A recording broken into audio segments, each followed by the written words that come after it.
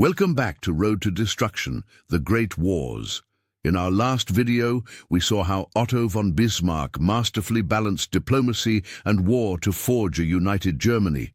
His realpolitik kept Europe in check and Germany at peace. But even the greatest architects of power are not immune to change. And in 1890, Germany's Iron Chancellor fell, not to war, but to a young and ambitious emperor. Wilhelm II, the new Kaiser, was everything Bismarck was not: impulsive, arrogant, and desperate to leave his own mark on history. He saw Bismarck as an old relic of the past, a man who had built Germany but now stood in the way of its future. And so, in one swift move, Wilhelm forced the Iron Chancellor into retirement. It was a moment that changed the course of history. With Bismarck gone, Germany entered a dangerous new era, one where diplomacy took a backseat to ambition, and where reckless decisions would soon isolate Germany from the very alliances that had kept it secure. But how did it happen? Why did Wilhelm II push aside the very man who had built his empire? And what did it mean for Germany and for Europe? To understand the fall of Bismarck, we need to go back to the moment Wilhelm II took the throne, and the growing clash between two men with very different visions for Germany's future. Wilhelm II, the young emperor with a big ego. When Wilhelm II became Kaiser in 1888, he inherited an empire at the height of its power. Thanks to Bismarck, Germany was secure, its enemies were divided, and its economy was booming.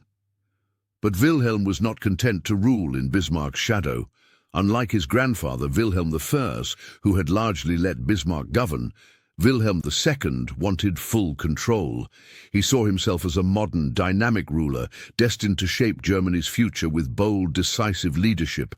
And to him, Bismarck was an obstacle. The two men were polar opposites. Bismarck, now in his 70s, was pragmatic and calculated, treating diplomacy like a chess game, where every move had to be planned in advance. Wilhelm, on the other hand, was impatient and impulsive. He believed in grand gestures, in showing strength rather than carefully maneuvering behind the scenes. Tensions between them grew quickly. Wilhelm wanted to expand Germany's influence, particularly through naval power, an idea that clashed with Bismarck's careful balancing of European alliances. But the breaking point came over domestic policies. One of the biggest conflicts between the two was over social policy. Germany's industrialization had created a growing working class, and socialist movements were gaining power. Bismarck had long viewed socialism as a threat, using anti-socialist laws to suppress workers' movements. But Wilhelm had a different approach. He wanted to win over the workers with social reforms, believing this would secure their loyalty to the monarchy. Bismarck refused. He still believed in using force and repression to control internal threats. And when Wilhelm proposed abolishing Bismarck's anti-socialist laws, the Chancellor outright opposed him. Then came a final power struggle over who truly controlled Germany. Bismarck had always ruled with near absolute authority under Wilhelm I, but Wilhelm II was determined to make his own decisions. The turning point came when Bismarck tried to revive an old imperial decree that allowed him to govern without consulting the Kaiser. Wilhelm saw this as a direct challenge to his authority. Furious, he confronted Bismarck in March 1890, making it clear that Germany only had room for one leader, and demanded his resignation. After nearly 3 decades of ruling Germany from behind the scenes, the Iron Chancellor was forced to step down. Bismarck left Berlin humiliated, retreating to his estate in Friedrichsruh, where he would spend the rest of his life warning about the disasters that lay ahead for Germany. He famously predicted, "Jena came 20 years after the death of Frederick the Great. The crash will come 20 years after my departure."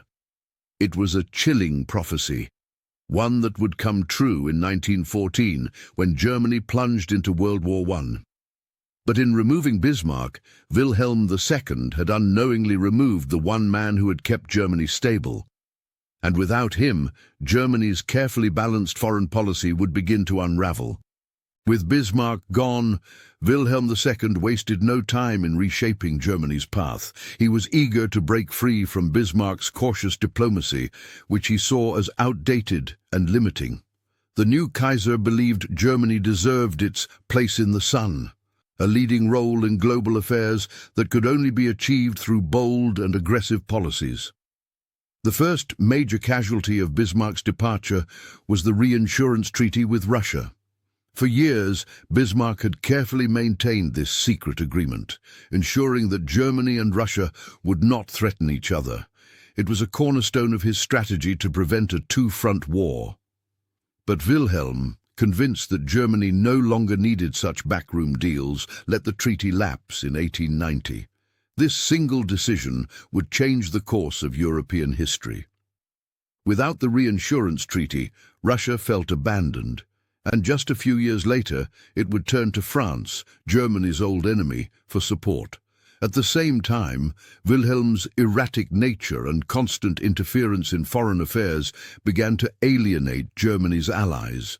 Unlike Bismarck, who had skillfully maintained alliances while keeping rivalries in check, Wilhelm's impulsive actions made Germany seem unpredictable and untrustworthy. In the coming years, this diplomatic recklessness would leave Germany increasingly isolated, pushing its enemies closer together and setting the stage for the next great conflict. Wilhelm also introduced a new foreign policy, Weltpolitik, or world policy. Unlike Bismarck's Realpolitik, which focused on keeping Germany secure through strategic alliances, Weltpolitik was about expansion, prestige, and power. Wilhelm wanted Germany to be seen as a great imperial force, rivaling Britain and France. And to do that, he fixated on building a powerful navy, one that could challenge the Royal Navy and establish Germany as a true world power. This marked a dramatic shift in German policy. Under Bismarck, Germany had focused on dominating Europe, avoiding unnecessary conflicts overseas. But Wilhelm believed that a strong empire required a strong navy, and he was willing to risk diplomatic stability to achieve it.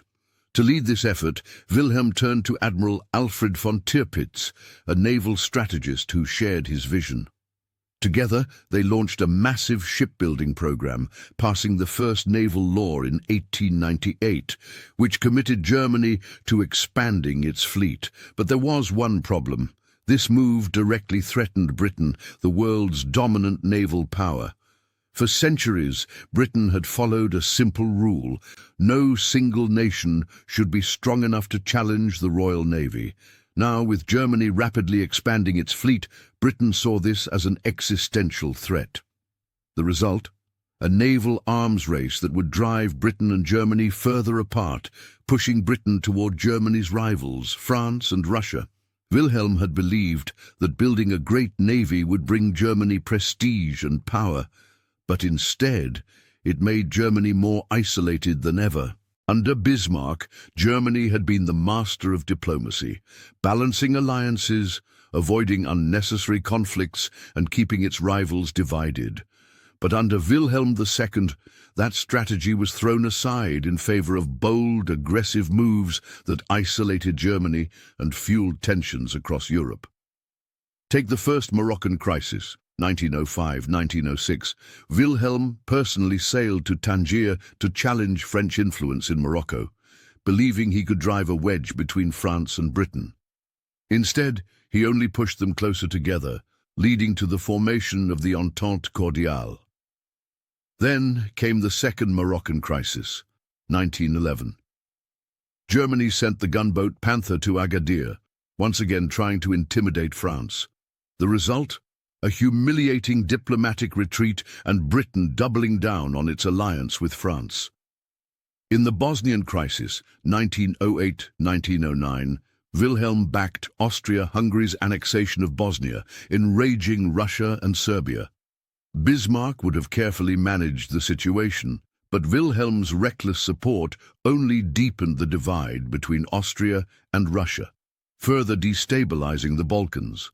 Finally, the Balkan Wars, 1912-1913, saw Germany backing Austria-Hungary while Russia supported Serbia. These wars made it clear that Europe was heading toward a larger conflict and that Germany was now at the center of the storm. With each crisis, Wilhelm's arrogance and impulsiveness pushed Germany closer to war. Bismarck had kept Europe in balance. Wilhelm was tearing that balance apart. But one of his earliest and biggest mistakes, the one that set all of this in motion, was letting the reinsurance treaty with Russia expire. This single decision turned Russia into an enemy, leaving Germany trapped between France in the west and Russia in the east. In our next video, we'll break down this critical mistake, how Wilhelm lost Russia, why it mattered, and how it paved the way for World War I. If you're enjoying the series, hit like, subscribe, and turn on notifications so you don't miss the next episode of Road to Destruction, The Great Wars.